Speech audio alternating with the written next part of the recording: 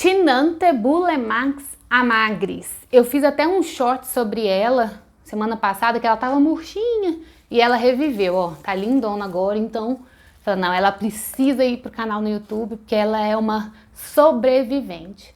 E aí eu queria começar falando sobre essa capacidade que algumas marantas têm. Não são todas as marantas que têm essa capacidade de recuperação. Eu sinto que as Chinantes são mais resistentes que as Gueperces, que outros tipos de maranta e alguns outros tipos de calateia. Essa é uma delas. Ela se chama Chinantebulemax amagris, porque ela é uma variedade da Bulemax, da Chinantebulemax, que eu já fiz um vídeo, tá aí atrás na playlist. Se você ainda não assistiu, vai lá e assista. Essa planta também está disponível no e-book Guia Prático Urban Jungle. Vai lá se você quiser acompanhar essa playlist com o e-book em mãos. Tá aqui disponível para você adquirir o seu no primeiro comentário fixado ou e também tá lá na descrição do vídeo. Vamos falar um pouco sobre ela.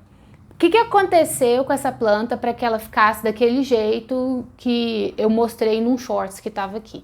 A raiz dela estava muito superficial e ela não estava descendo. Isso já dá o primeiro indício pra gente do tamanho do pote que essa planta pode ficar. Potes muito grandes, muito maiores que esse para essa planta aqui, não vale a pena. Você não precisa colocar essa planta em potes muito grandes. A raiz dela é muito superficial e ela nunca vai alcançar o fundo do pote. Então, às vezes a gente, minha maranta não está desenvolvendo porque o pote está pequeno. A primeira coisa que a gente faz é trocar. Às vezes não, às vezes é questão de adubação. E aí a gente já entra no ponto da adubação. Essa planta, ela precisa de bastante adubação. Enquanto nas outras plantas a gente coloca assim, a cada 3 meses bocacha, essa aqui a gente também coloca. É um hábito fazer a adubação constante em todas as plantas.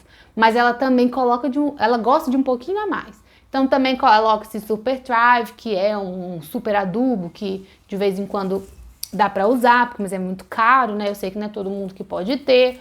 Às vezes um NPK para reforçar a folhagem, principalmente nesse período da primavera. Ela gosta de adubação, por quê? Ela é uma planta que quando ela pega para se desenvolver, ela vai. E aí ela precisa de muitos nutrientes para se desenvolver. Em relação à rega, essa planta ela precisa estar com o solo sempre úmido. Então, não é o tipo de planta que você coloca o dedo e não pode ficar seco o solo. O solo tem que ficar, o seu dedo tem que sair sujo assim, ó. Tá sujo e levemente úmido, ó, essa aqui tá na hora de molhar de novo. Hoje ela já vai receber uma rega. Em relação à luminosidade, é muito comum eu receber minha maranta tá com esses pontinhos marrons. O que é isso? Excesso de luz. Não é fungo isso aqui. O fungo geralmente dá uma coisa mais preta e se for bactéria fica fedorento. Isso aqui é excesso de luminosidade. Às vezes você colocou a sua planta um pouco mais perto da janela e bate sol. Ela não aguenta, ela gosta de claridade. Esse ambiente está claro, ela se dá bem. Pegou sol direto, eu ouso dizer assim, que se você conseguir um solzinho da manhã assim até umas 7h15, esse sol ela aguenta. Fora isso, ela já começa a queimar as pontas, então é melhor evitar. Essa planta fica perto de um lugar que tem constantemente um umidificador, porque o umidificador também beneficia demais essa planta. Em relação à espécie, que é o Bulemax, que é a Chinantebulemax, essa aqui é uma variação, a amagris, mas em relação à espécie original, essa que eu coloco aqui para vocês verem, ela tem a folha bem menor e bem mais fininha, tá? A Bulemax, ela tem a folha bem mais dura e maior, mas conserva esse padrão de par que eu acho bem interessante. Então, eu falei sobre adubação, sobre rega, sobre solo. Ultimamente a gente está trocando o solo de todas as marantas. Antigamente a gente colocava muito mais vermiculita para segurar a água, para manter essa umidade. Só que ao mesmo tempo a planta começou a sofrer muito porque retém água demais. Então a gente colocou perlita, só que tem uma observação. Quando você for colocar perlita nas suas marantas, você tem que lavar a sua perlita com água quente para tirar o flúor que tem na perlita.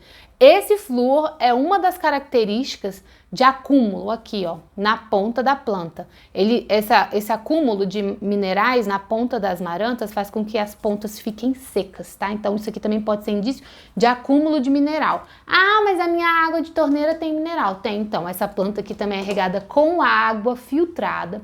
E a gente ainda coloca uns gotinhos de catalisador para aquário, que o catalisador ele abaixa, ele tira o flúor da planta, da água, e aí a gente coloca a água nas marantas. Então, maranta é uma planta para iniciante? De jeito nenhum. Altíssima manutenção, altíssimo cuidado. Se você não tem aquela ginga ainda de trabalhar com as plantas, é uma planta que vai te dar muita dor de cabeça e poucos resultados, porque a maranta é o seguinte: as tinantes, calateias, marantas, enfim, elas vão bem, mas se você fizer uma coisinha errada que seja micro, elas no dia seguinte estão todas mortas.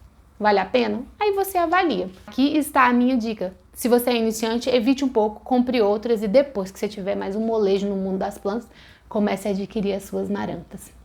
Tchau, gente, até a próxima!